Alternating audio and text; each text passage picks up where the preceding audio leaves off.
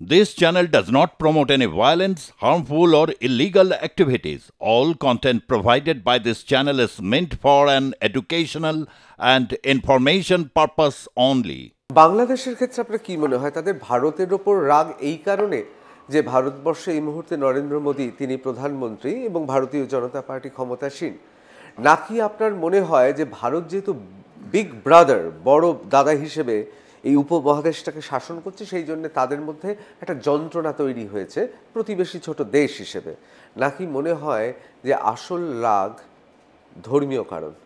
তিনটেই তিনটেই ঠিক। প্রথম কথা হচ্ছে যে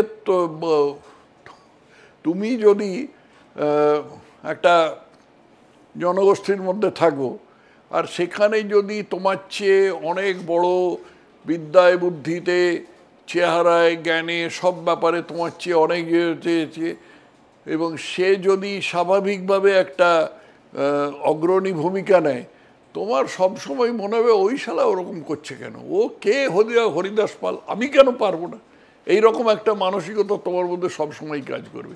এটা একটা খুব বড় কারণ, যে কারণে এই ধরনের বাংলাদেশের মধ্যে বাংলাদেশের মানুষের মধ্যে ভারত বিরোধী মানসিকতা তৈরি হয়েছে। তাছাড়া তো আছেই, মাদ্রাসা শিক্ষা আছেই। মাদ্রাসায় ছোট বয়স থেকে ছোট ছেলে মেয়েদের হিন্দু বিরোধী শিক্ষা দেওয়া হয়, ঘৃণা শেখানো, অন্য ধর্মাবলম্বীদের কাছে প্রতি ঘৃণা শেখানো হয়, এই সমস্ত জিনিস তো আছেই। এই সব মিলিয়ে এই জিনিসটা হয়েছে। তুমি যে তিনটে ফ্যাক্টর বললে, তিনটেই। তাহলে কি বাংলাদেশ আগামী দিনে আমাদের শত্রু রাষ্ট্র?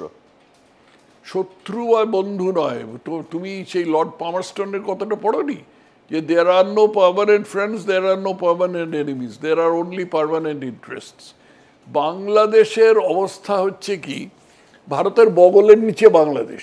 মানচিত্রটা দেখো, ভারতের বগলের নিচে বাংলাদেশ, এরকম একটা দেশ তুমি সারা পৃথিবীতে খুঁজে পাবে না, যেখানে একটা দেশের 95% ল্যান্ড বর্ডার আরেকটা দেশের সঙ্গে।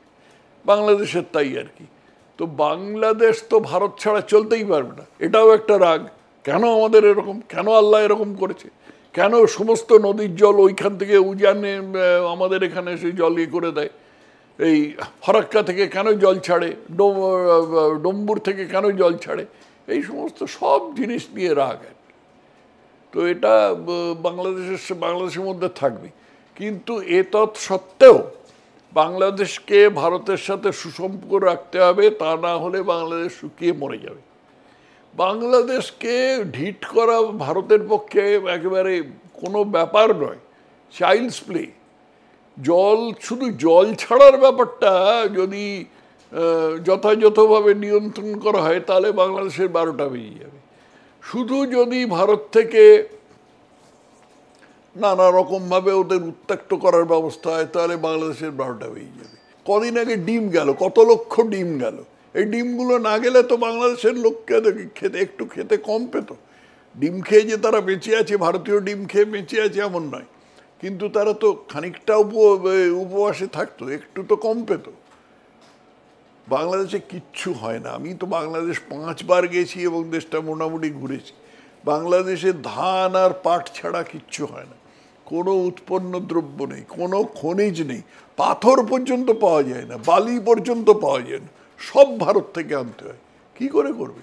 চীন থেকে আনবে, মালয়েশিয়া থেকে আনবে, শ্রীলঙ্কা থেকে আনবে, তাদের তো পাকিস্তান থেকে আনবে। এইসব পাকিস্তান শ্রীলঙ্কা এদের তো নিজেদেরই হাঘরে অবস্থা, ভিখিরির অবস্থা। কি করবে বাংলাদেশকে বেঁচে থাকবার জন্য ভারত নির্ভর হতে হবে। এখন সেটাকে ওরা রিজেন্ট করে যে না, কেন করতে হবে।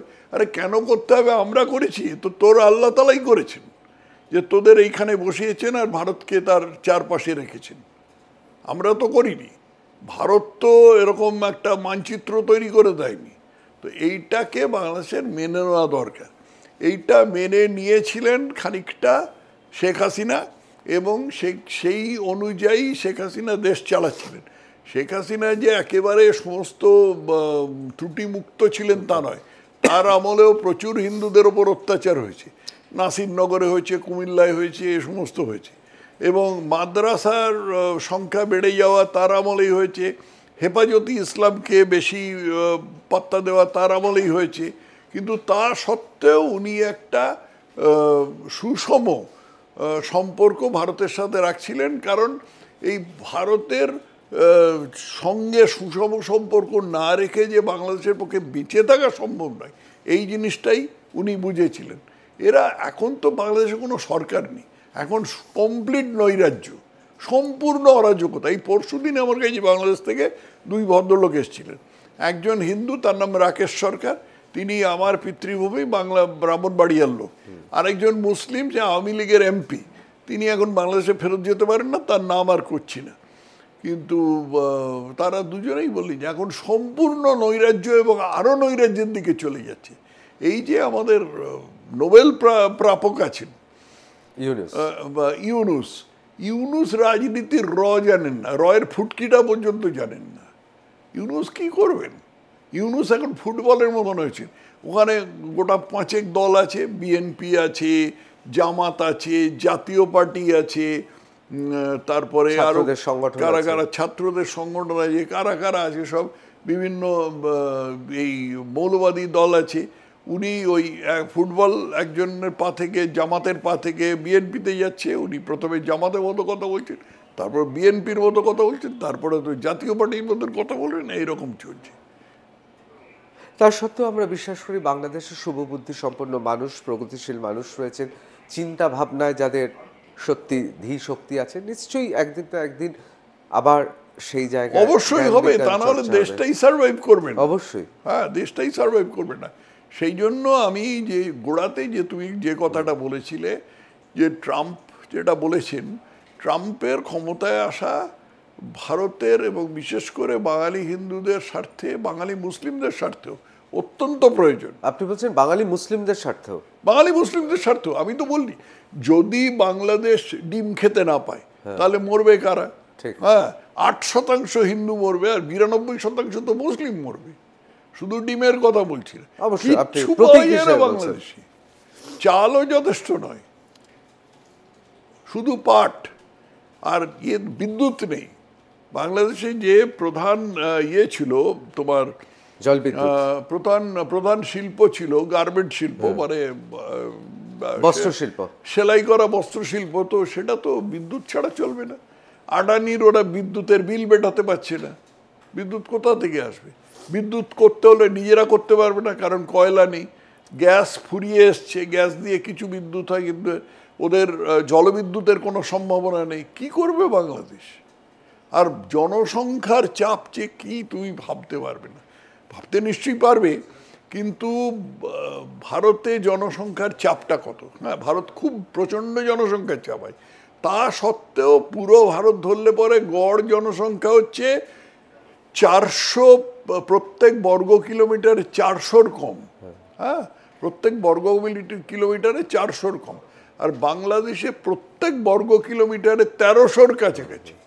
ভাবতে পারো, ও গেলেই বুঝতে পারা যায়, লোক গিজগিজ করছে পথে ঘাটে, নৌকোতে, স্টিমারে, তোমার ক্ষেতের মধ্যে লোক গিজগিজ করছে, আর লোকে প্রজনন করে যাচ্ছে। 5টা সওয়াল দিছি, 10টা সওয়াল দিছি,